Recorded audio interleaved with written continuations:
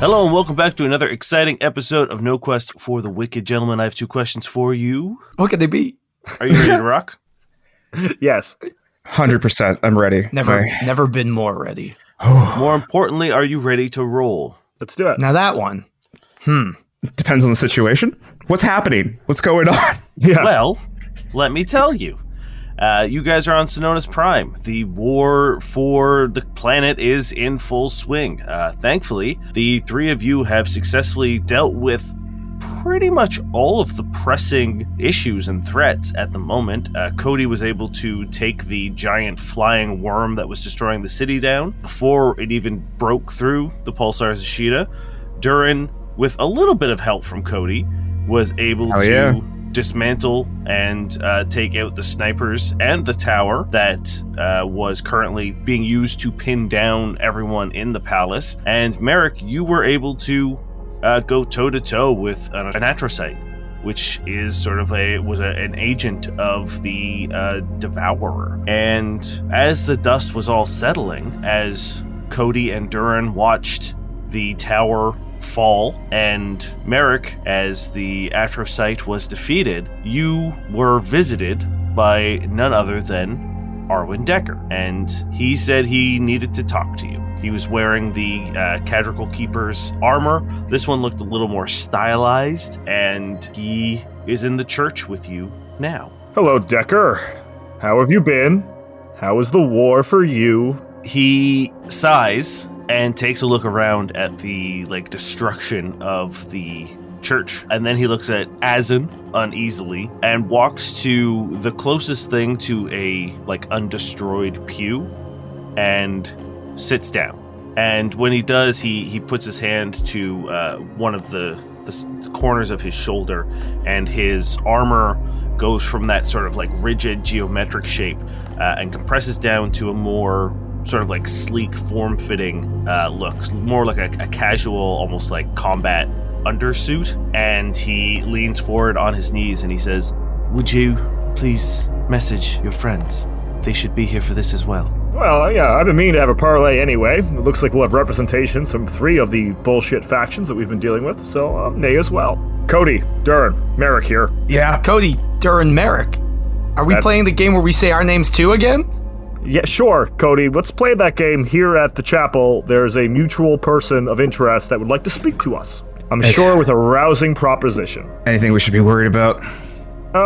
At this point, no. He looks like to be here in peace, but, stay paranoid, which is usually how we operate. En route. I can't remember. Did I know if Azen is in the church as Cody? I don't think so, right?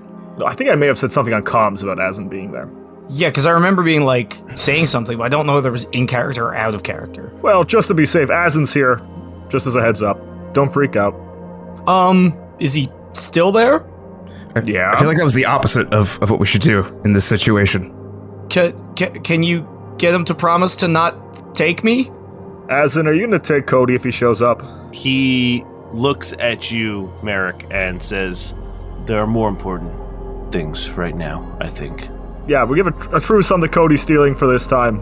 Okay. Yeah, we're both pretty tired. I don't think it'd be... Yeah, we're good. Put a hand on Cody's shoulder and be like, "Don't worry, we're not going to let that happen to you." Thank you. So we're en route. Has anyone heard from Catherine and Shortcheck? You guys heard from them at the end of last episode. Yeah, but we heard they were injured, right? Yeah, yes. They said they were successful, but they were both injured, yeah. Let the medics do their job. We'll check on them when this meeting's over. I want to get this over with so we can all go get ourselves checked up. Are we killing? I hope not. You remember the code word, right, Merrick? You know what to say, right? Fucking kill them? Was that the code word? What was the code word? Do we have a code word? We do, yeah. Well, what was it? Was it Tabasco? Well, we can't say it over the line. Everyone will know. All if you say it, Durrin will kill me. Then, okay, whatever the word is, Durrin, if you think you say it this time, and I'll probably be able to pick up on it, okay? Yeah, don't worry. I'll say it. Don't worry. When it needs to be said. All right, we're on the way. Oh, can I please have a 10-minute rest with this, please? Desperately. Yes. This sort of wait and travel time will count as a 10-minute rest. Holy remember shit. to use your resolve point to restore your stamina. Yeah. this whole time while you guys are on the way, Merrick's just trying to make small talk with Decker, being like, "So what have you been doing? How's the whole Cadrical thing? Fancy armor you got there? How long have you been a conniving little bitch? The whole time, shocker." There's got to be such an uncomfortable 10 minutes. Yeah, he's literally just sitting on that pew, like just like looking out. Holy shit! The windows and the smashed ceiling. Merrick is just like pacing around the atrocyte body just to make sure that he's like, "Hey, look what I killed! Isn't this cool that I did this? Isn't this great, Decker? Look at this guy." Me and Durrin stop for a churro just to really replenish the supplies. Oh man, they're still selling churros at this time. I will ask Cody and Durrin, is there anything you'd like to do en route or before you enter into the church? Probably check in on Thimble, make sure that whole situation's going well, but that's about it, I think. Cool. Yeah, you radio, and when her comm opens, it's chaos. Like you hear a lot of like screaming and crying and shouting, and she says, "Durrin, are you okay?" Yeah, we're good. Tower's down. You should be able to have some free movement. How's your situation? The gates are held, I think. It looks like most of the forces have been repelled. There's still a pretty serious sort of air presence, but I think for the most part, the Armada has that covered. Good job, guys. Stay safe. I don't know what else to say to that. I think that's where we would end it. Should we do a sneaky approach and maybe scope out the church, make sure this isn't an ambush? That would be probably a smart thing to do.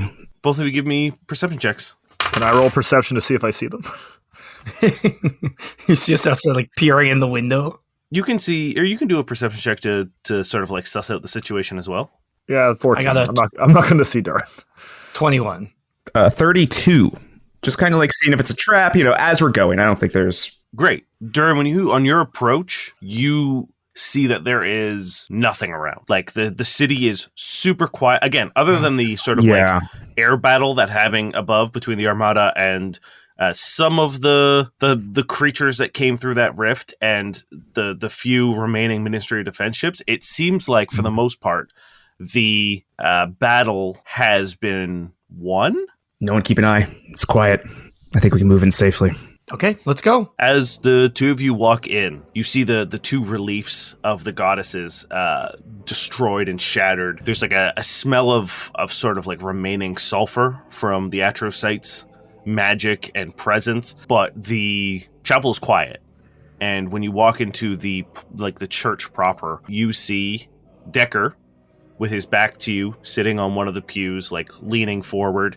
Azin is up on the sort of the dais near the podium, and he's just sitting on one of the stairs, and Merrick is pacing back and forth in front of this corpse of a naked man covered in mouths that is like just half bisected, and then you see like the hole in the roof and just the absolute like destruction of the battle before. I know there's also like 70 slashed up mutilated corpses of those like little mouth things as well. When Cody sees Decker, he's just like, "Oh, Decker, what the fuck? What are you doing planet side?" Oh, if you guys look closely, he's wearing Cadrical Key stuff, or Cadrical Keeper stuff, yeah. I can see. It's like he just got even worse. Are you sure we're not doing killing? Not yet. Let's hear him out. Decker stands up and looks at the three of you guys. What are you doing? How are you orienting yourself in the room? Are you walking over to Merrick, or are you staying at the entrance? Staying at the entrance. At least I will. Yeah, I can stay at the entrance as far from Azin as possible, and I look at Azin and I say, "Hi, please stay over there." When you walk in, Azin stands up immediately. I step in. I'm going to just stand in between them. Merrick, did he lie? Maybe I stand up and I move towards Azin. You see those lights that flicker and course through him occasionally. The blue fades away, and for a second he is still, and then they're replaced by red lights. Azin, I hit you once. I'll do it again. He is walking as if there is like a cable attached to him and Cody, and he is just being pulled towards it. Can I go up and just like put my hands on his in a friendly manner and just be like, "Hey man, Azin, it's okay, it's all right." Now, Merrick, our fans do need you to describe exactly how you put your hands on Asin. Yeah, that is required at this Merrick point. takes one of his hands, puts it on his lower back a little bit, and then another one on his shoulder firmly, and says, Asin, we're just going to talk. Trust me this time, okay? We're just going to talk, and then we can move on. Roll me a diplomacy, please. 21. He stops for a second, and you can feel his heart like racing, beating in his chest. Like you can, it's like a fucking jackhammer. And he looks at you and he says, you need to go where it started. Not where we started, but where it all started. Give me a reflex save, please. That's just going to be a 13. With lightning fast reactions, he pushes one hand on your chest and launches you across the room and throws you into the side of the wall. The stained glass window above you shatters, a sparkling, colorful rain of broken glass, and Asin runs full tilt towards Cody. Shooting. I'm attacking. Can I 100%. grab Decker and put him in front of me? You literally said you were Yeah, we're at the standing entrance. as far away from him as possible. From Yeah, you Asin, guys- not from As Decker. Asin, but I'm assuming we're not I anywhere mean, close. yeah, Decker's in the room. So you guys, Yeah. if you guys are staying in the door, you're nowhere near him. I'm taking a shot at Asin if he's running towards us. Fuck that. So I thought it was us, Decker, and then on the far side of the room, Asin and Yeah, because you said Decker's- Decker had his Decker's like back to us. Decker's in like the middle of the, in Okay. the church. Sure. What'd you get, Durrin? Oh, sorry. 17. Nope. As you open fire on him, it just like hits, and you see as it makes contact, it just ripples with a silver, almost like water, like you're shooting into water, and just completely absorbs it. Cody, what would you like to do? I'm just gonna hit him with my hammer. Sure. I meant take it an when I said I was gonna hit him. Fuck, or not. It's a 23. You line up a big swing, you time it perfectly, and as he draws near, you're aiming straight for like the side of his head. He just puts his hand up and catches the head of the hammer with one hand, and then reaches his hand out right towards your throat, and then stops an inch from you, and you can see him sweating.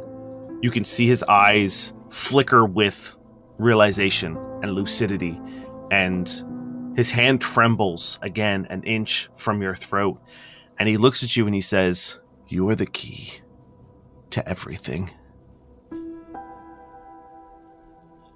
And then he pushes off of you a little bit, takes a couple steps back, and tips backwards as you've seen him do before, and disappears into a silver splash onto the floor. Merrick gets up and brushes himself off. Well, that went more or less how I expected it to. He doesn't get another chance like that in the future. We see him dead on sight. None more of these pedantic games. I prefer Jahara. Decker stands up and says, "Well, a dramatic entry, I suppose, is par for the course with the three of you." And annoying bullshit is par for the course for you. He gives a weak smile and says, "If you would like to have a seat, you've had a long day, but I understand if you would like to remain vigilant." So how Asin was right there with me, that's how I feel right now with you. And I want to hit you with this hammer. So I'm going to stay here. I would encourage you not to, because I know where Alpha is, and I will tell you where he is. Tell me If you listen to right me. now. Hold Tell on. me. Tell me right now. Tell me. Shut up, Durrin. Tell me. Why does he even know anything about that? Because he must know. Tell me. What do you know? I'm walking towards him. Cody, Kill me, Cody. Please I'm do. not going to kill you. You're going to tell me. Tell me what you know.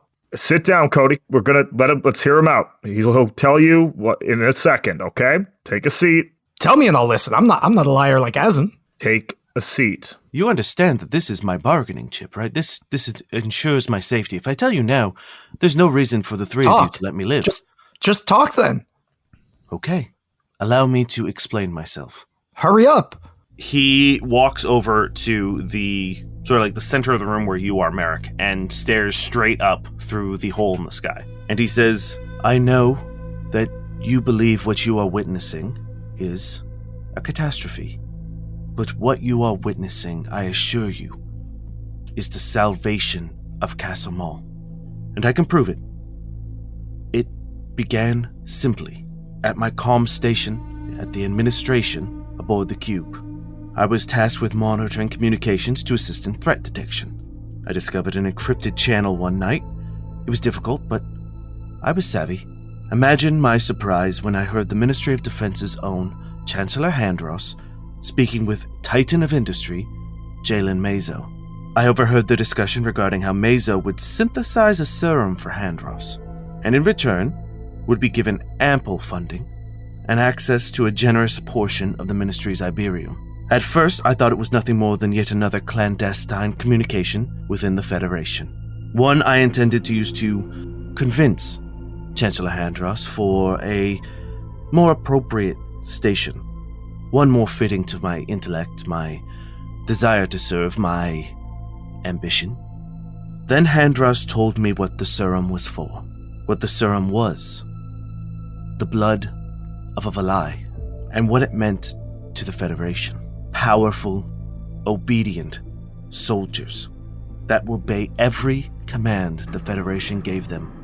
And it was at that point that I realized Handros must be stopped. It wasn't until I intercepted the stress footage of the Nightcrawler being dismantled by a man, dripping with the silver liquid. I saw my chance. I was provided with a glorious opportunity to be the savior of not only humanity but all of Casamal. Their supply of blood was dwindling, and Mazos and Handros were certain there was a VII on Sononis Prime. They only needed a means to retrieve it. It was all too perfect. I saw every threat this system had, stacked like a house of cards waiting to be knocked over.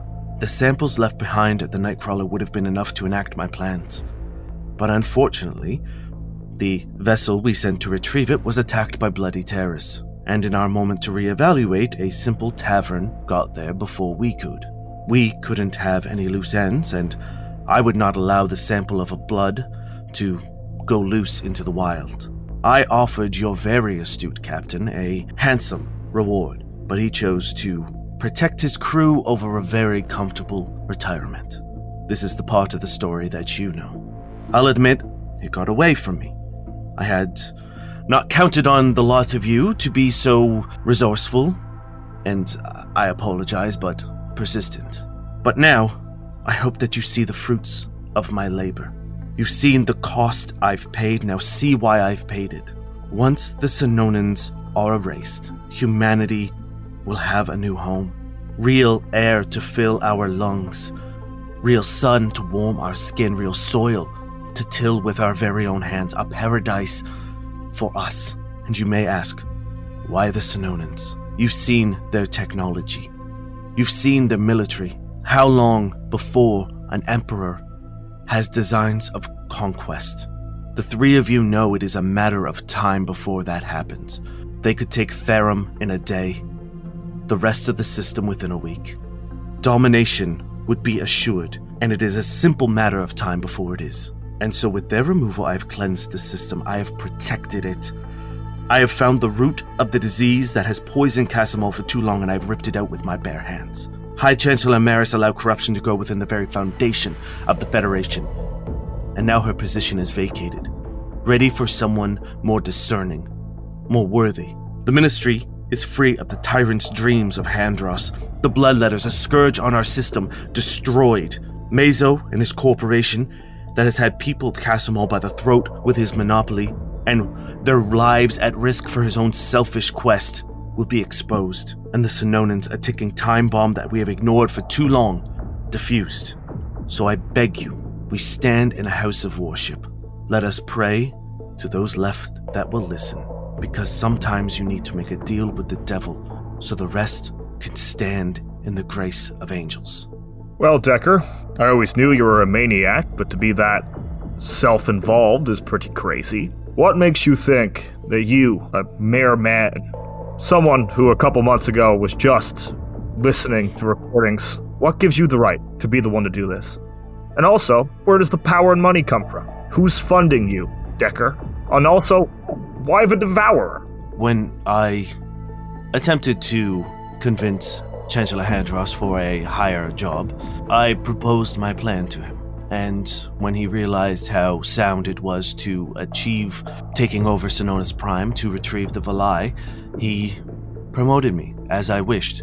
But the stipulation was, of course, I would be the front of the operation, so if it went poorly, it would rest solely on my shoulders. Are you the one who gooped Andros? He thinks for a second and he says, not directly. It was perhaps a suggestion on my part, but Handros was mad with power. He knew the power that the serum gave him, and he thought that the side effects had been solved. All right, then. You have an answer for everything, so what would have happened if we failed here today? You think the Devourer was going to stop here on this planet because you said so? Because you were the one to bring him here? I don't know what that devil told you, but I bought that Atrocyte head on. He would have claimed everything. You brought a terror worse than a potential Sonoran Emperor to this planet, with more power, less morality, and no way of reasoning. Decker, you self-proclaimed god at this point, I assume, to think that you could control that? The deal that I made with the Atrocytes and the Council was for this planet. And you believe that? You believe that you could outsmart those monsters? I believe their deal was just, yes. Alpha. He turns to you and he says, until I know that you are willing to wait this out and allow my plan to come to fruition, once Sononans are destroyed and Sonona's Prime has been taken, I will tell you. Well, that's not going to happen, Decker. So if you want to come up with a counter-argument, then we can go from there. I promised someone that I wouldn't let other people suffer for what I needed. So I'll find them another way. He shakes his head and he says, the three of you have left a trail of blood everywhere you've gone. But they were assholes. And we weren't suggesting genocide. He looks and says, tell that to the people of Euceron. I believe that one was probably your fault. Yeah, isn't Penny one of your dogs? He shakes his head and he says, Penetaris was nothing to do with me. But everything you've done has made everything she's doing so much more possible. Did you come here to claim the blood of the VII or to end it? Oh, are we being fucking delayed right now? Yeah, probably. Oh, you motherfucker. He shakes his head and he says, no, this is me extending an olive branch. If you win, everything that I have worked for will be for naught. All the lives taken, all the lives lost will be for nothing. And I will be a martyr, which is not something I wish to be. I simply wish to make this system safe. And I understand that it was paid for with a price that was steep, but think of the good I've done. Think of the things that I've achieved. I rolled a 17 sense motive, which I think is the highest sense motive I've ever rolled. He is, I will say that it doesn't require a high sense motive. He is being very upfront, and like nothing he has said so far has been a lie. Don't disparage my beautiful roll, Dane. I usually roll a 0. That's true. No, I'm saying like 17 is enough to know that everything Decker has said so far has been the absolute truth. Decker, I appreciate, at the very root of it, to say anything positive here, that your goal was to do good for your people. That can be an honorable thing to live for. But to sacrifice anything to get it for some crackpot dream, the Sononans have done nothing wrong. Yes, their technology is there, but to just act on that whim that maybe one day they could? What about you, Decker? What's going to stop you from turning? Is this system going to be enough? Will you reach out? Will you go to my home? Will you come to my people because you haven't had enough? What makes you better than a Sonoran Emperor? What makes you better than everyone else? What stops you from wanting more? Where's your safety valve? What's your fail-safe, Decker? He smiles and turns around to look at one of the statues of the goddesses that still kind of remain. And he says, because once I succeed, I will no longer be. That will be the end. The extent of the deal that I made. With who? I would assume the Devourer at this point. Or Penny. Or Cadrical. He kind of chuckles and he just says, Cadrical was a means to an end. It was a means to rally human supremacists together. Another way to take off a toxic piece of the system. I sent them to their slaughter. It was just to get warm bodies who could shoot a gun. All right, Decker. Thank you for explaining yourself to us. It makes what we are going to have to do from here on out much easier. less questions on our end as whether to what we're doing is correct, because what we will be doing is correct. We're going to put a stop to you. Sorry. I think you talked about all the great things you've done. I believe every great thing you've done, we have undone shortly afterward. So that's it. We can try to have this tango here. I don't think it's worth it to anyone involved, because we're going to stop you either way. Wouldn't mind having him out of the picture before all this gets started.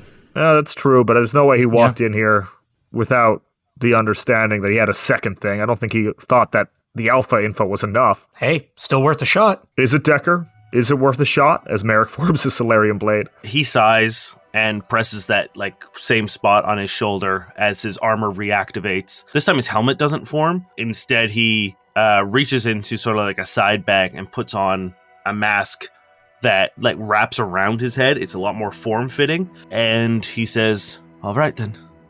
If this is how it has to be, I will fight to protect this dream." Are we in shape to fight this guy right now? Why not? Oh, yeah. What? Why not? Let's go. And he turns to you, Cody, and he says, "If I die, your hopes of finding Alpha will be gone." I'll find him another way. Or how about this? Every time you tell me something about Alpha, I won't hit you with this hammer.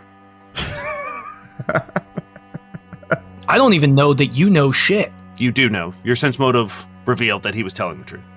Oh, I thought it was just about the specific time I rolled. I'm giving you a blanket thing. Everything he has said from the time you've walked in to the time you did your check has been 100% honest. Yeah, he sighs and holds out his hand as a blade forms from the geometric shapes and says, "All right then, for Casamal. And everyone roll me initiative." For Casamal! I don't like his 3v1 attitude right now. How many bosses are we going to fight in this church? You think we can throw another one in here? May as well go. Can Azen come back and help us kill this guy real quick? Cody, what'd you get? 26. Durrin? I got a 21. Merrick? I got a 14. Do I know if what he just said is true? What? That if he dies, I won't, find out. Because that seems a bit of a ridiculous statement to make. You can tell the information he has would not be widely known. So, yes. You probably, I'm not going to say anything's impossible. Yeah, okay. Cody, you go first. All right. Durrin, do you have your gun out? 100%. I took some shots at Azen, so yeah. Bull rush. Hell yeah. Just charge him as quick as possible. That is a 34. Do it. Yep, that certainly does it. As I just charge forward and uppercut, I hit him with the haft of my hammer, right in the chest and send him flying. As I spin around, I'm gonna try to hit him with my hammer, and that also triggers an attack of opportunity for Durrin. Sure as hell does. Those are those nice numbers. It's a 37 to hit. It certainly hits, yep. 31 damage. Holy fuck, okay. Durrin, what did you get? Oh, I rolled a dirty 30 for my hit-to-hit. Absolutely. Hell yeah. With 19 points of damage. Damn. Cody, you run in and you pop him up with the haft of your hammer, and then you do a quick little spin to send him flying back. And as he's in the air and spinning, Durrin, you're just well-placed shots. Every time his the front of him is exposed, pop, he spins, front, pop. And as he hits the ground hard, he rolls sort of towards you, Merrick. I say, this stops if you talk. You see him sort of he puts one hand on the ground, puts another hand on the ground, and he's struggling to get up. Durrin, it's your turn. Yeah, I am going to do my trick attack with the attempt to set up Merrick for all that extra damage. So we're going to do a quick stealth. That's correct. My stealth is a 30. Yes. Okay. It's either a harrying fire, I think, or a covering fire. It's still the same check, which I do meet.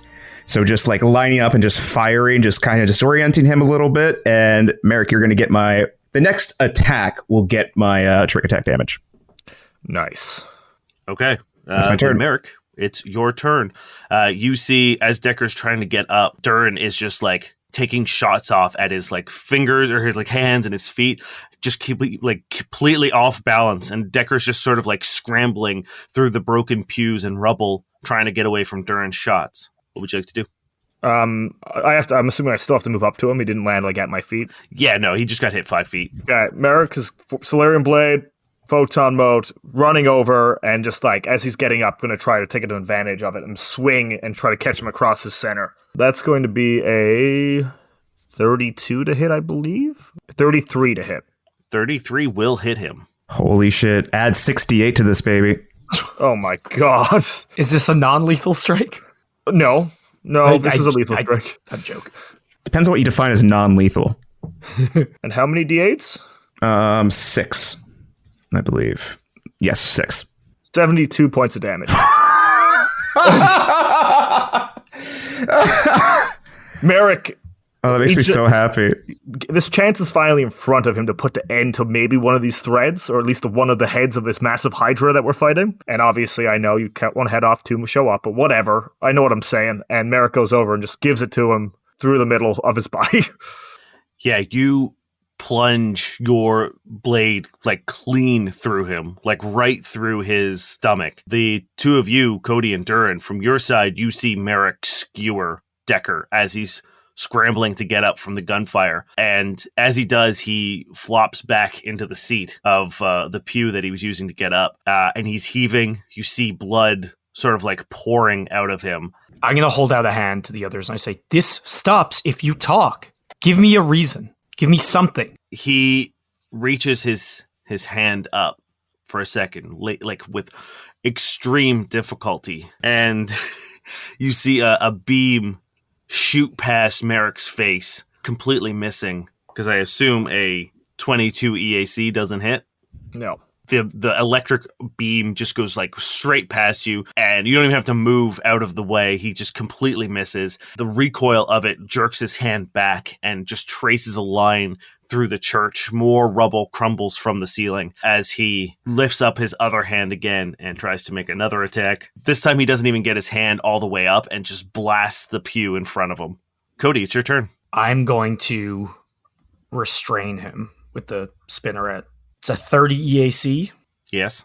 So he's entangled, which I know doesn't do much, but I want to, for one round, as I just I go over to him, bind him, and I'm like, talk, and this ends. You're going to give up your dream? If I don't stop you, the dream's dead already. My life is forfeit. You can't stop us if you're dead. This buys you time, at least. Talk. Give me a diplomacy check. God damn it. That's a 4 minus 1.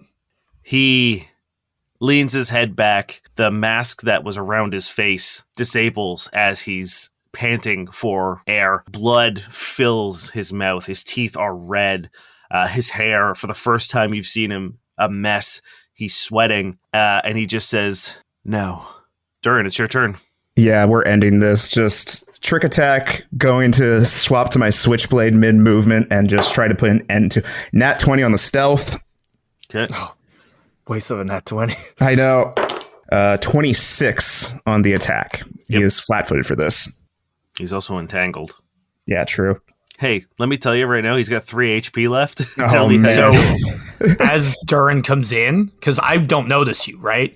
Yeah. I just say, especially with nat 20, I can't even roll. I just say, let's keep him alive. This ends now as you out from behind where you didn't see, just grabs him by the throat and just slices into him. I'm looking the other way. I'm just talking to Merrick. I'm like, if we keep him alive, maybe he'll talk. And I turn around and he just has no throat. A very familiar strike from back in the day as, yeah, he's done. Cody, we got what we wanted by having you and Azan in the same room. He said something to me before he left. Remember how we went to Euceron because he told me to go back to the beginning? We misunderstood that information. We have to go back to the beginning. I've got a feeling it might be your beginning, buddy. Cody's just staring down at Decker's body as it leaks blood. Check him for stuff. He might have something on him that's dangerous. He might have a data pad. I start frantically checking. He's slumped over. You were right in front of him. So you get close to him to start searching. Give me a perception check. That is a 30 perception. Nice. You notice a few things. One, he's got nothing of value on him. 2, the smell of sulfur that you noticed when you came into the church seems to have gotten stronger. And you Damn it. see the slash across his throat beginning to glow. almost like molten lava as the ground beneath you begins rumbling.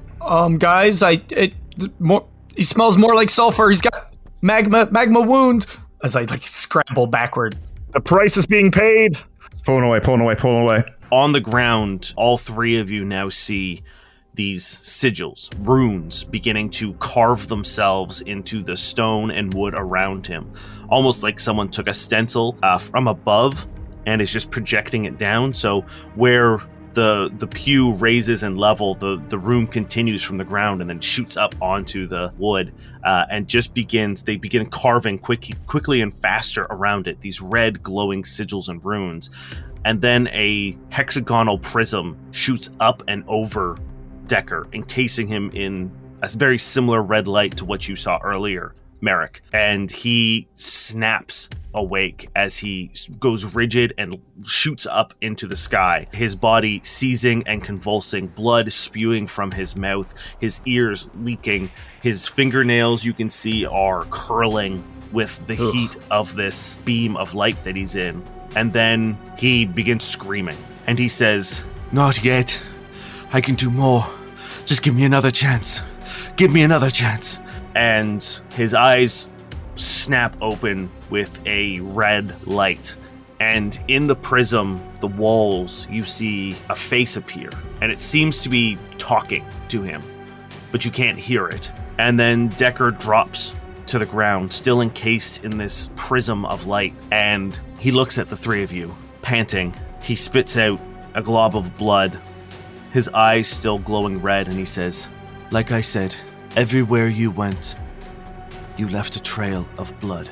And he reaches into a sort of hidden compartment on his armor that forms out of the geometric shape, and he pulls out a syringe that you've seen once before when you fought Gregorton, and he plunges it into his neck and presses down the plunger. Everyone give me a reflex save, please. Stage 2 of the boss fight. Awesome. Sweet. That's not a good start to this. Nope. Same. Cody, what'd you get? Would an 11 do me nicely? That is my level 11 DC. Well, hey, 1 per level. That makes sense. Yep. Yep. Durrin? 16. Probably not hitting that standard either. Merrick? 21. There we go. Maybe. That's a solid maybe. Merrick, you succeed. Cool. The prism that Decker is in explodes into razor-sharp shards of glass. Durrin and Cody, you guys take 9 points of slashing damage. Merrick, you take 4. I rolled such hot garbage on that. How many dice were involved in that, just out of curiosity? It was 4d6. Oh. As you guys are pushed back by this glass, you see Decker undergoing a transformation. The armor reconfiguring as fast as it can to its new shape, but parts of it are getting blown off because it can't reconfigure fast enough. You see Decker's arms grow large and swollen as one extra arm from his side erupts out through his ribs. You see bone shatter out through his skin, and then a fourth arm underneath his left arm explode out. Motherfucker. More bone gets twisted out of the way. Fur begins covering him. A rope-like, thick, pale tail emerges from the base of his spine, and these almost arcane circuitry begins tracing through his body. But you can tell that it's not electronics, but blood that is being coursed over top of his skin. You can see his veins glowing with a red energy. His face elongates into an almost rat-like shape. His ears point, and then he falls forward onto all 4 arms and his knees, and he punches the ground with one hand as it erupts into fire. He punches the ground with the other, another blazing hand, and then the bottom 2 hands slam the ground and push him up, and they open up into this icy darkness.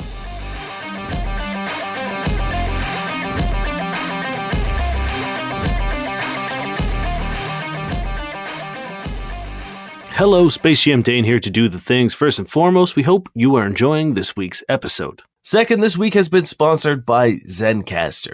I talked about it before, but Zencastr is the whole reason that you're hearing this show. We have dudes all over our lovely country. We have Ryan is across on the other end, the East Coast. Terry lives in another city. Niall and I are the only two people who live in the same city. It would be very difficult to do the show if it wasn't for something like Zencastr. It is a all-in-one podcasting studio where we can all just jump on. We record the show. We don't have to worry about backups or losing any progress because even with a slow connection, you've got crystal clear audio quality and backups that are saved on site. Zencastr makes it incredibly easy for us to get together, record the show. It is stress-free, it's worry-free. It makes the whole experience very easy. In fact, I'm recording this break in my studio, which is a closet, as you know, and then I'm going to literally walk into my living room where I edit the show and download the files all from there. I don't need to do any transferring. It's all right there. You can access them on any computer as long as you just log into your account. Using Zencastr is now super easy to record a podcast. Log in using any browser, start recording a high-quality podcast episode right away. Record studio-quality sound and up to 4K video with your guests. Feel a sense of zen knowing Zencastr's multi-layered backups ensure that you always have your recording in the highest quality, even if your connection is unstable. If you've ever thought of starting your own podcast and then realized that you need a bunch of tools and services and platforms, well, those days are over. Zencastr is an all-in-one podcasting platform. You can create your podcast all in one place and then distribute to Spotify, Apple, and other major destinations. Go to zencastr.com, that's zencastr.com/pricing, and use our code NOQUEST, and you'll get 30% off the first month of any Zencastr paid plan. Once again, that is zencastr.com/pricing and use our code NOQUEST and you'll get 30% off your first month of any Zencastr paid plan. We want you to have the same easy experience that we do for all of our podcasting and content needs. It's time to share your story. This week is also sponsored by MistyMountainGaming.com. They are a one-stop shop for all of your tabletop gaming needs. They've got dice, apparel, cool bags. I've mentioned it before. There is a bag that I am in love with and one day will be mine. I think at this point we all exclusively roll Misty Mountain Gaming for the show. And if you've heard our rolls, that might be a selling point or not, but they look good. And really, isn't that all you want? And we've got a little code for you to go get your own dice or steal the bag of my dreams right from out of my clutches, or anything else you could ever possibly want for any of your tabletop RPG needs. Just head on over to MistyMountainGaming.com and use the code NOQUEST10 to save yourself 10% at checkout on anything in the store. Once again, that is NOQUEST10 at checkout to save yourself 10% off everything, MistyMountainGaming.com. We also have a show coming up, another live show coming up at the end of this month, Sunday, February 25th at 7 p.m. at Offworld Bar. We are running our sort of like side live show campaign called Lawful and Disorder. It is a buddy cop show where Terry and Niall play cops. Terry is a hard-boiled detective. Niall plays a trickster fair, and they're forced to solve crimes on the cube. So they have 2 hours to put together the clues I've laid out for them, catch the killer, and bring them to justice before the show ends. It's a lot of fun. Tickets are only $10, and they will be live. I don't think they're up just yet, but the second they are available, they will be on all of our social media platforms. So keep an eye on things like Instagram and Twitter and TikTok. But the best place to stay up to date with all of our news is our Discord. So head on over to noquestcast.com, click the Discord link, and you'll be brought in. That's where you get all of the news before anyone else does. And the second the tickets are available, if you're in the Toronto area, you will know if you're part of the Discord and if you're following us. Once again, you can follow us on all social media platforms, which is NoQuestCast. We're on everything, and we will do a wide announcement, or there'll be a link in the episode description. That's it for me this week. We will see you in 2 weeks' time. We hope you enjoy the rest of the episode.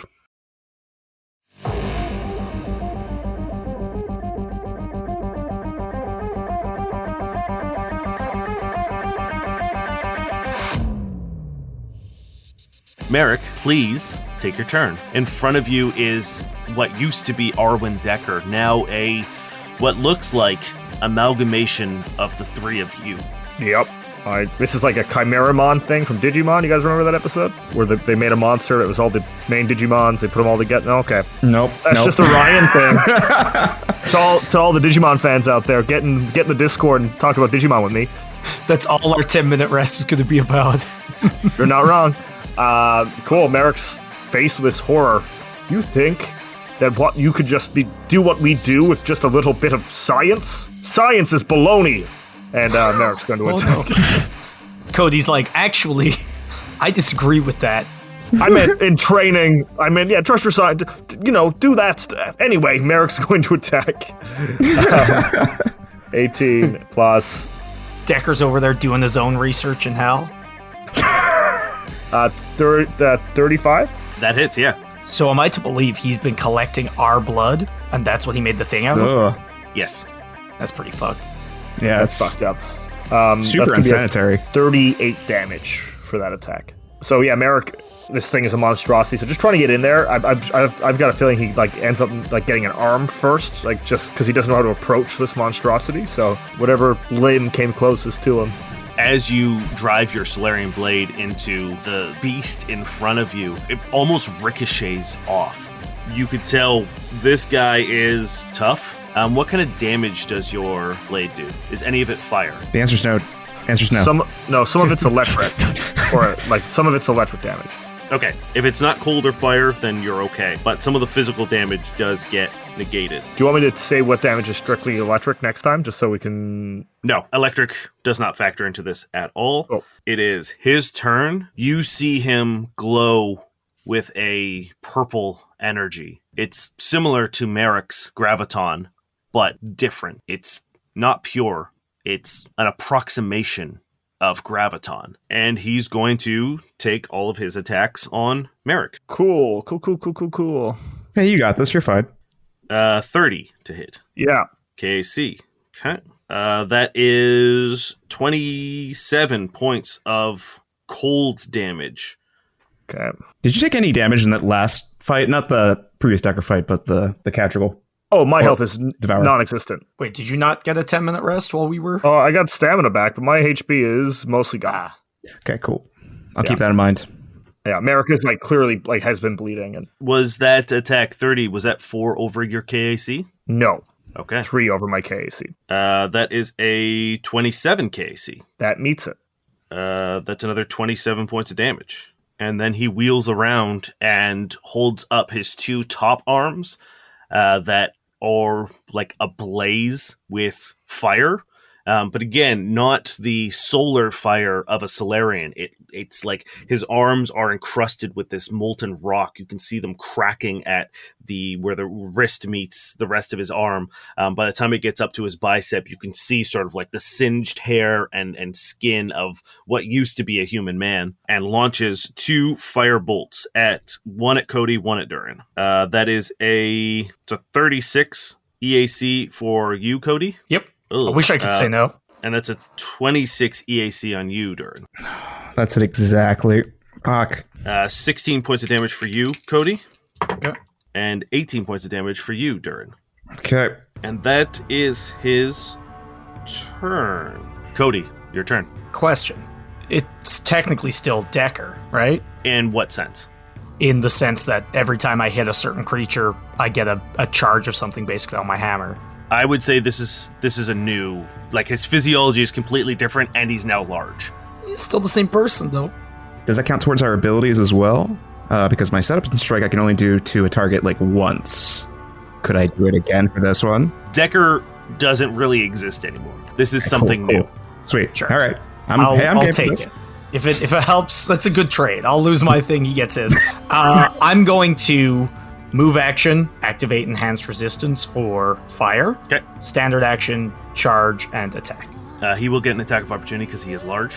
Sure. Add a +2 to your attack because he rolled a 1. So as he sees you charging, he goes to pick up one of the pews, but as he does, he doesn't realize his own strength and just crushes it, which causes him to stagger forward a bit, leaving a opening for you. 38. 38 will do it, yes. 28 points of bludgeoning and electrical. You slam into him, and it almost hurts your hands with how little give there is to his body. Like, you know when you swing a metal pole or like a bat onto a metal pole and it like reverberates? You get that feeling, and it kind of throws you for a loop for a second. Durrin, it's your turn. Okay. I need to examine the situation first. How hurt is Merrick? Give me a medicine check. Yeah, I guess. It'll be easy. You've lived or worked with him for long enough that like you can get a quick. Yeah. I got a 25. Yeah, that's enough to know. Merrick, you can tell him how much your HP is. My stamina is at 53 of 111, and my health is 15 of 71. Oof. Whoa, oof. Oof. Okay. Your health is what scares me, so I'm going to focus inward, and I'm going to pull out a channel, because my health sucks too. Good. How dare you, Dane, make me blow everything against the Atrazite. Now I have to fight another boss in this same church? You son of a bitch. Yeah. It's not the best heal I've ever had. 26 all around HP. I'll set you up for the next one. Okay, Merrick, it's your turn. All right, Merrick's gonna make 2 attacks. So I'm behind him now. He's facing Cody. He's kind of like all over the place. Oh, Like he's a freak. He's freaking out, right? Like he beat the shit out of you, turned around, shot 2 firebolts. Now he like went to go grab a pew. He's just like going nuts. Does 30 hit? 30 will hit, yes. Are we flanking?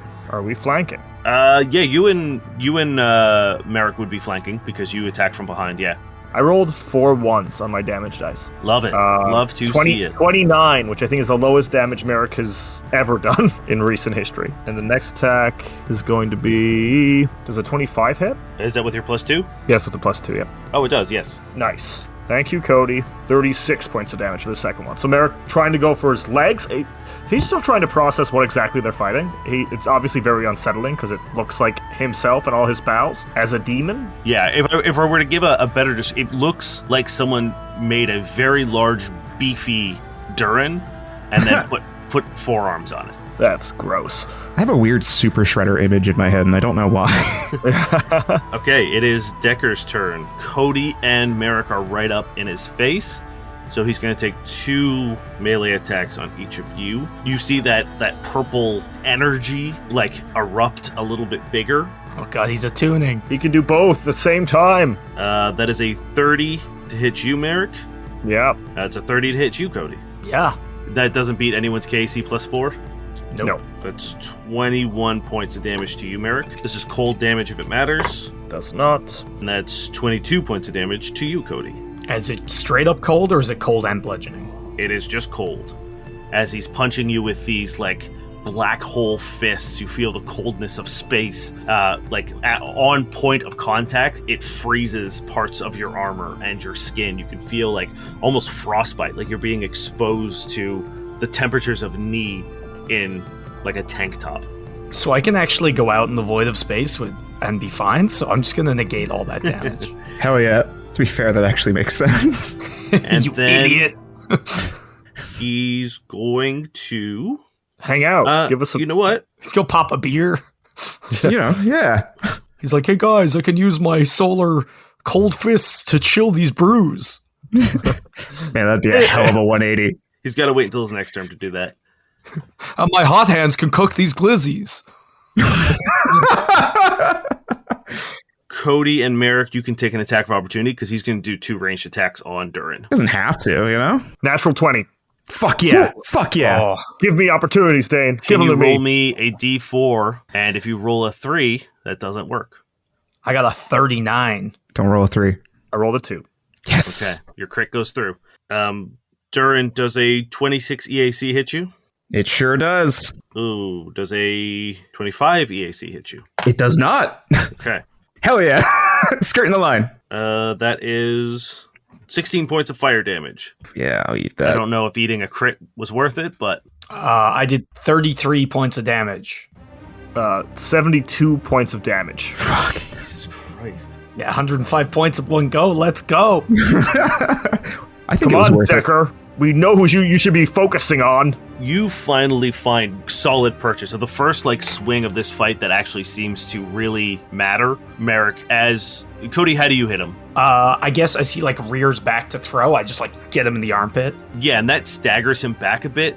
Merrick leaving, you finally see an opening where some of the armor had exploded off because it couldn't reshape fast enough, and you're able to just drive your blade up and under his armpit and almost like pierce through his clavicle. And with it, when you pull it out, you see this spray of hot blood that's now like almost black. As it hits the ground, it begins sort of like sizzling and eroding some of the brick. It is Cody's turn. I look at Merrick, or like I don't look at Merrick because there's a giant monster between us, but I yell out to Merrick and I say, just like we practiced, okay? And I'm going to hold my action as I try to do combined strike. Ooh. Okay. One of my feats I haven't gotten to use yet. Durrin, it's your turn. Hey, we're gonna try to do a setup and strike. So who knows? Maybe this will all pan out. All right, stealth check first up.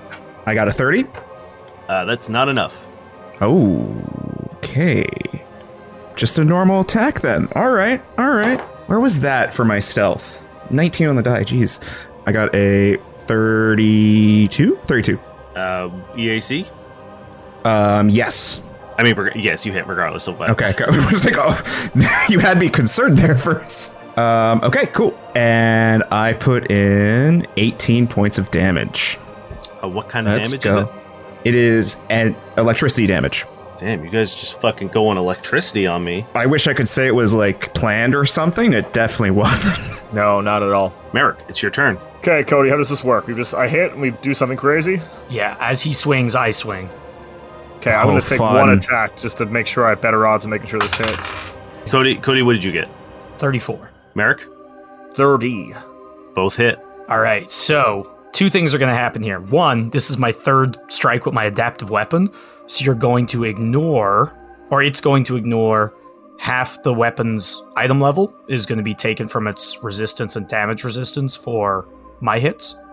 Damn, so 4 points, just for my hits, but it also combines mine and Merrick's attack into 1 damage block and only subtracts damage resistance or energy resistance from the total ones. Ooh, okay, that's fun. Cool. That's actually going to be very useful for this because he has significant DR.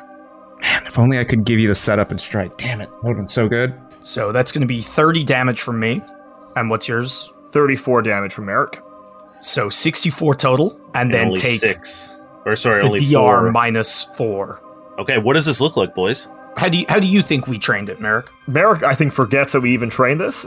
He's like, oh shit, what one was it? He's trying to put it together. And I think it's just like, I'm picturing like a hammer and nail combo. Like I put my sword through him and then you bang my sword to push it back out. 100%. Yeah, it's like we know to hit at the same time. So it's like as I'm impacting on one side, Merrick's like stabbing, and it's just the combined strike just like pushes it through. And we call it the hammer and nail. Yeah. Hey, Decker, you just got nailed. And hammered. It screams in your face, and that smell of sulfur and like you just get blasted with heat. It's like when you open the door on a really hot day and walk out of AC, you just get fucking blasted with heat as it yells right in your face. You can see his teeth have now like sharpened into fangs. Fantastic. He's going to do a acrobatics check real quick. Fucking crushed it. He leaps up to the top of the open roof, swings and lands behind the 3 of you, and then begins punching the ground with those cold fists. And as he does, ripples of this purple energy begin tearing off him, and then he just begins like throwing waves of purple energy at the 3 of you. All of you have to give me fortitude saves, please. Nat 20. Boom, boom, boom, boom, boom. 24. Okay. Durrin. Yeah, about that. Can I grab my precious Durrin with my nat 20? Absolutely not. You had some fantastic rolls there. Good job. I put a 14 on there. Durrin, you take 22 points of damage. Oof. Merrick and Cody, you take 11 points of damage. And then you see Durrin get fucking launched. I wish it wasn't a funny visual in my head because it's terrifying, but it's really funny. Merrick and Cody, you're able to brace against these waves of gravity, but Durrin, you look up just a little too late and get fucking smoked by one. Can you please roll me a D12? Oh, busting out those dice, huh? Okay. 6. Okay, you get thrown 60 feet back. Jesus. George's gone. He's back at the tower. Can you roll me give me a luck check? Oh, okay. What do you want me to roll on this? Just a a D20? flat D20. All right. 18? Okay, that's good. You slam into the large wooden double doors at the front of the church, but you don't go through them, so you don't take any additional damage. Thanks. But you are at the front of the church now, 60 feet away from the conflict. Decker is now about 20 feet away from the two of you who remain in the church. And then, as this purple energy has like dissipated, you see those like red lines and the cracks in between the molten skin begin to glow red. And then he's also going to take 2 of his fire attacks as well. So these are going to be coming for Merrick and Cody. Oof, that's probably going to miss Merrick. That was a 22 EAC. Yep, not going to do it. Oh, it's another 22 EAC. Love it. Roll 2 3s in a row. We both turn around, see Durrin get yeeted, turn back, and just step out of the way. In tandem, the opposite direction. Both those fire blasts miss and now go towards Durrin at the back of their... No. Oh, yep, that sounds right. It is top of the round again. Cody. I guess I'm gonna acrobatics in, and then... So that's like move action, right? That is a move action to get in, yes. Cool. And then I'm going to, again, ready that combined strike. Oh, that's another nat 20. Don't even need to look it up. I mean, technically I do, but I won't. How do you get in? 39. I just walk in and like, oh, it's that like very cool, like you slide on your knees and put your head back as he just like haymakers over me. Nice. And then I use the like haft of my thing to like pop up, and I'm just like ready to strike. Okay. Durrin, you are prone and at the front of the church. The wind knocked out of you. You're seeing stars a little bit as you crashed into the big wooden doors. What would you like to do? Prone and alone. Something we should have probably talked about before this, but what kind of damage does that one new rifle I have do? Oh, the explosive one? It would be it's kinetic, so it would be like bludgeoning, I guess. Well, I'm just wondering like how much damage are we talking here? Oh, it's 10d6. 10d6? Jeez. It's unwieldy. It has like 1 round in it. Roll me a d4. Okay. A 1. You have 2 bullets. You have 1 in the chamber and 1 in a little like side pouch on the side of the gun. You know what? Why even get up from prone? Let's just make a thing of it. Probably just scooting over, grabbing that new rifle I have, lining up a shot. And okay, how much benefit would like a take aim action get me for this? I don't know if there's one in Starfinder. I think there is. But I would say you're kind of out of like action unless you want to use your standard action to aim. Yeah, that's what I was talking about. Okay, because I was going to say it's a move action to pull your gun out. If you want to spend this round taking aim, that's what I want to do. I'll give you a +4. Okay. Well, actually, here's what I'll let you do. Okay. You can get a +4 on the attack roll. Okay. Or you can wait for him to expose an unarmored piece. Ooh. And I will let you roll a d6, and that's how much DR you'll bypass with it.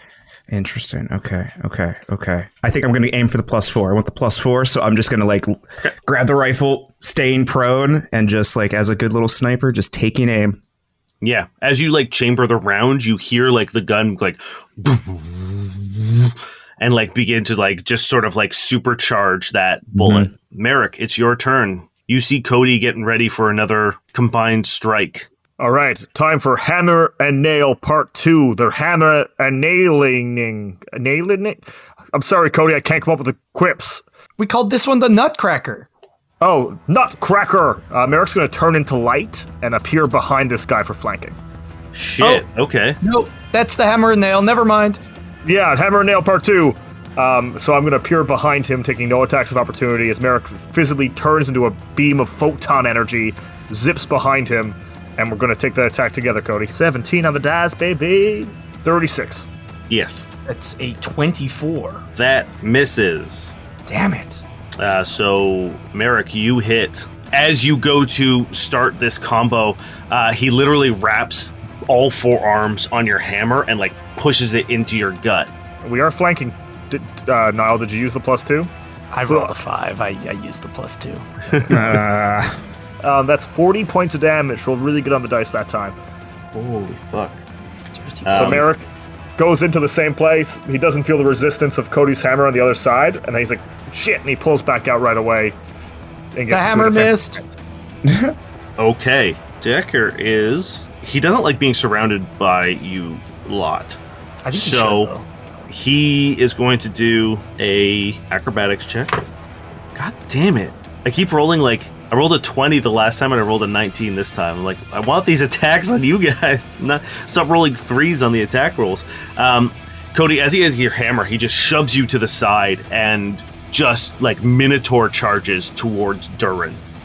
Oh, okay. That's cool. And he's going to attempt a attack at the end of his charge. Oh, all right. I already used my light thing. That is a 36 to hit you, KAC. Sure does. Yeah. Does it beat your KAC +4? Yes. Does it beat it by 13? No. Okay. He runs and just grabs you by the head and in one fluid motion slams you through the door and just continues out into the street. I hate this. I hate every part of this. He scooped Durrin? That's 26 points of damage. Okay. And then he's going to use his reaction to throw you. Oh, I am getting tossed around. Fuck me. You have to roll me another D12, please. Okay. 3. So he throws you 30 feet. You're going to take 3d6 points of damage. Okay. Oh my god, you're so fucking lucky. Literally just rolled 3 1s. Hell yeah. He just chucks you across across sort of the lawn, and you end up landing in just a sort of dried bush, and you take 3 points of damage as the fight has now spilled out into the streets of Sonona's Prime. Cody, it's your turn. How far away is... He's about 90 feet right now. And when you charge, you can go double your distance, right? Correct. I get a charge. Okay. And I forgot that I could do this, but as part of my charge, I can now take 2 attacks as well at the end. Damn. Okay. So they're going to be at a -4, but I charge into his back and just start swinging. Cool. He's going to take his attack of opportunity. I know what you're saying. He uses reaction, but he is reactive. He gets 2 reactions a turn. Feels real convenient. That's going to be a 26 to hit. Well, before you do that, does a 38 hit you? It does. Does it beat your KC yes, plus? It does. Does it beat it by 13? 38? No. Yeah. Okay. It beats it by 9. That's okay. If it's not 13, you're not pinned. But you are grabbed. As you come running out, he hears you, the heavy footsteps. He just wheels around and just grabs you by the waist, turns you sideways, puts his other arm on you, and is attempting to tear you in half. Cool. I get to continue my attack? You do, yes, but it'll be at a -2, I believe. Okay. So the first one is not going to go through in any way, shape, or form. Actually, hold on. I don't know if you can, because this is a 2-handed weapon, right? I think you can only attack with light weapons. Sure. You cannot move or take 2-handed actions. -2 to a bunch of shit. Okay. I drop my hammer and just start punching. Cool. Yeah, that's a free action. So yes, you can... I assume it's probably more like it gets knocked out of my hands at this point. Yes. Yeah, he literally just grabs you, turns you sideways, and has one hand on your hips and another just under your armpits, and he's pulling. Now, do you want me to re-roll that first attack? Because it was with my hammer. I mean, is it a big difference between attack? Just use the same roll, but... I failed. Yeah, it's fine. Okay. So it's a -6. So this is a 27 to hit. That's still enough. Okay. As my first attack, I'm swinging and it just gets knocked out of my hand. But the second one is going to be... Oh, so much less damage. God damn it. And fuck, I lose my damage reduction. Oh. That is 25 points of damage. But I believe that he is going to be unbalanced, which is nice. Yeah, he picks you up and he's just shaking you and pulling you, and you're able to pop him in the jaw, but it seems almost pointless. Well, he is flat-footed, so... So he's off kilter? No, he is flat-footed just for the next attack. Okay. Nice. Okay. I guess he probably just sees me get grabbed, and the thing go out of like my hands and doesn't expect it, and I just like slam him with like a sonic punch in the jaw. Yeah, it is Durrin's turn. Yeah, with on the ground, just getting tossed. And I'll let you maintain. I'm not going to take your aim action. I will let you. All right. Well, maybe I'm being too nice. Yeah. Durrin in the air still like just like I got it. Like I would understand if you took it away. I get it. I think I'm gonna be a little less nice. If you kept it. Yeah. Don't. I'm still going to be like, well, just kind of like take aim and just pull up and just pull the trigger. Now that he's a bit closer, let's see what happens. That was 17 to hit. You hear that deafening boom. It echoes throughout the empty city streets as you take a massive chunk off the top right corner of the church. Rubble and debris just collapse down. You see the pillar holding up that one side beginning to crumble, and you can tell that in a couple of rounds the door is going to be blocked by stone. Well, I'm guessing, like, even with the +4, 21 probably wouldn't have mattered anyway, right? So, no. Yeah, okay. So, yeah, it all worked out. Fuck, that's really bad, though. I'm in a bad situation. We're all in a bad situation, I guess. Merrick, it's your turn. There was like a minute where I felt like it was going well. Yeah, true.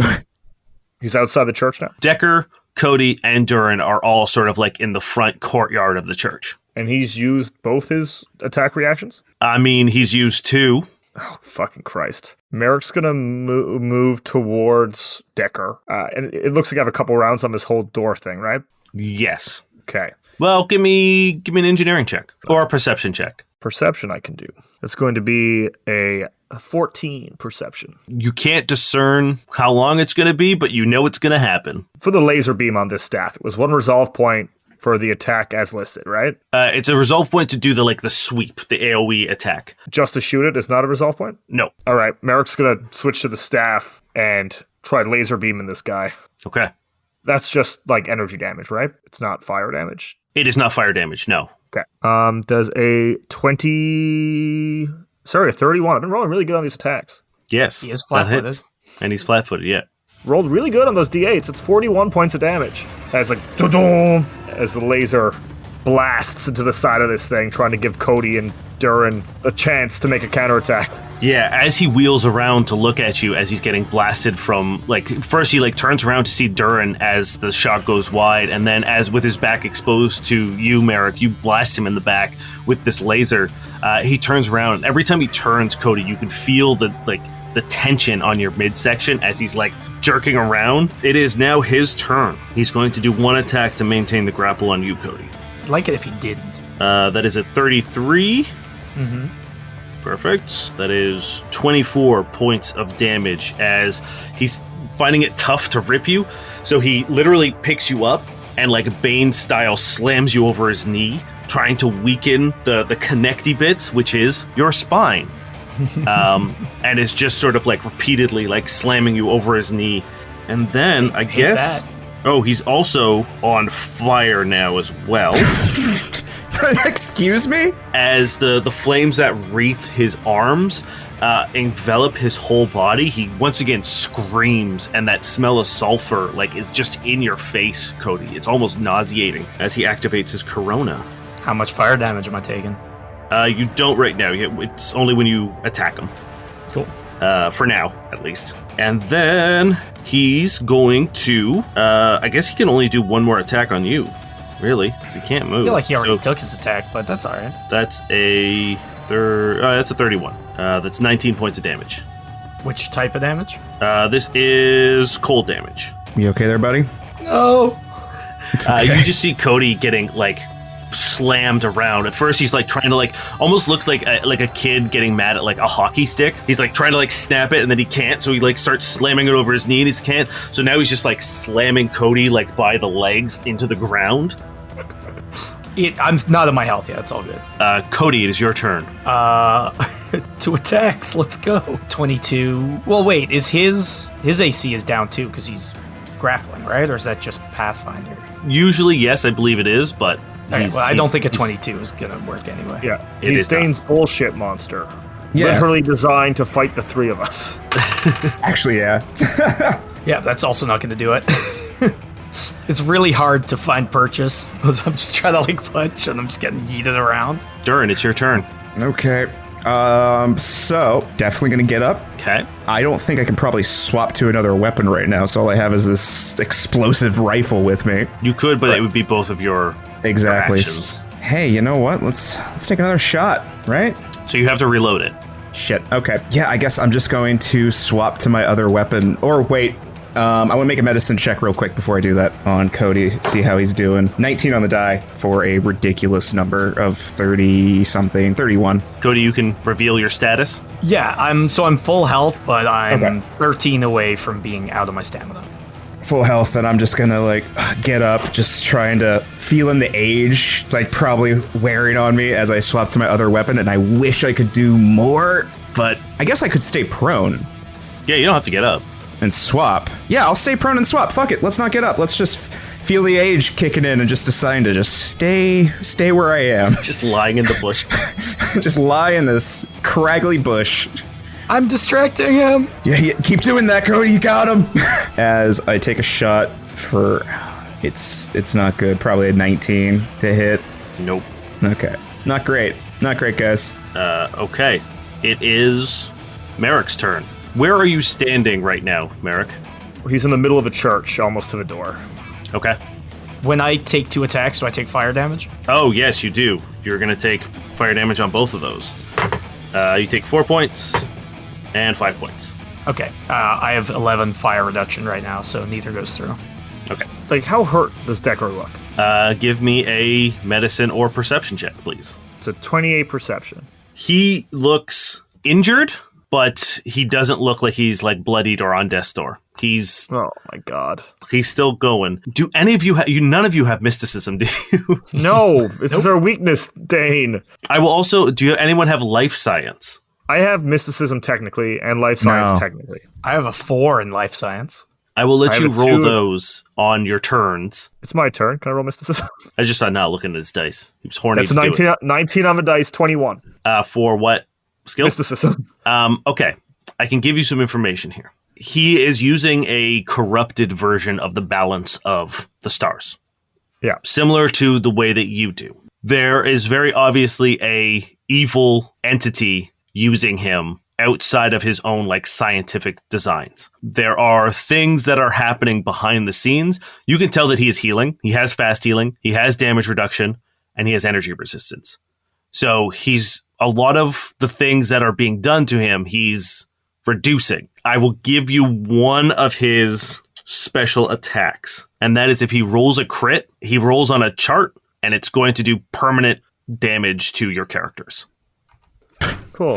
Does he have a weakness? That sounds Is there great. anything we can do to this thing? Cody was on the right track, pooling your attacks the way that Cody was doing, finding ways to get around his damage reduction. And I will say, you know, with a 21 mysticism, I will say that if you can find a way to appeal to something that will repel demonic entities, you might be able to disrupt his connection to that. And I want to keep that nebulous. I want to keep that vague for reasons of like play, right? It's not that I'm not telling you what it is, but I want to give you the opportunity to play within your strengths to figure out what that might be to disrupt the control that whatever's controlling Decker might have. Okay. What are the name of the 2 goddesses of this church again?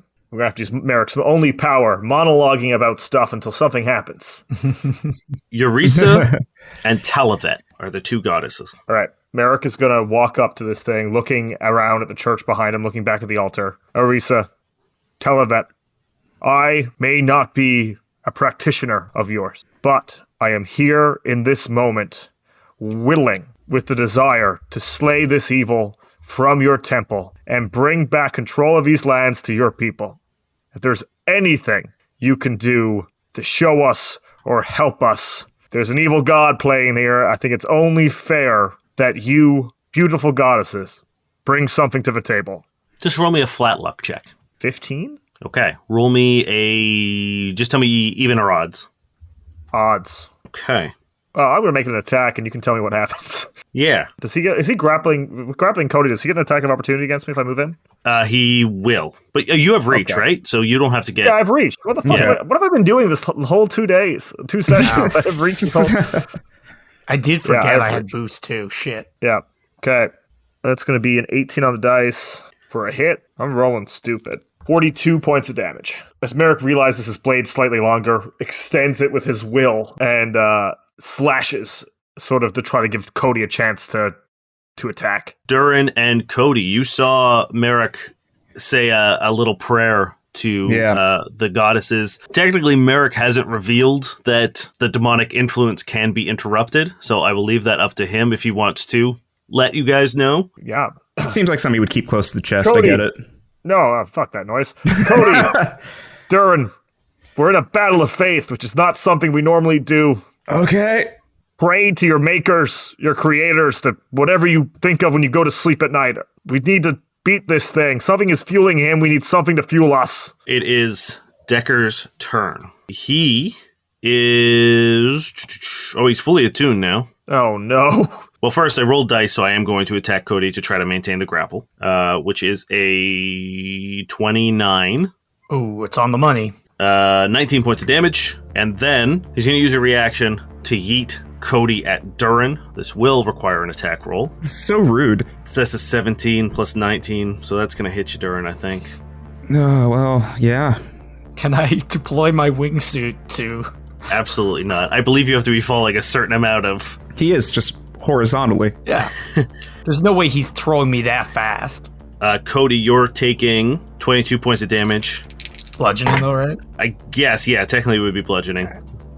And Durrin, you're taking also 22 points of damage.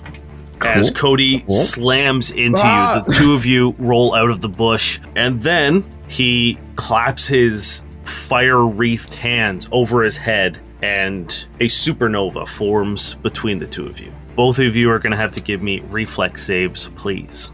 That's a 20. 18. That Ion Stone would be real handy right now for you, Cody. Would be. But you make our days last 19 episodes. Cody and Durrin, you take 35 points of fire damage. Holy fuck. You notice not all of it goes through. You notice all of it goes through.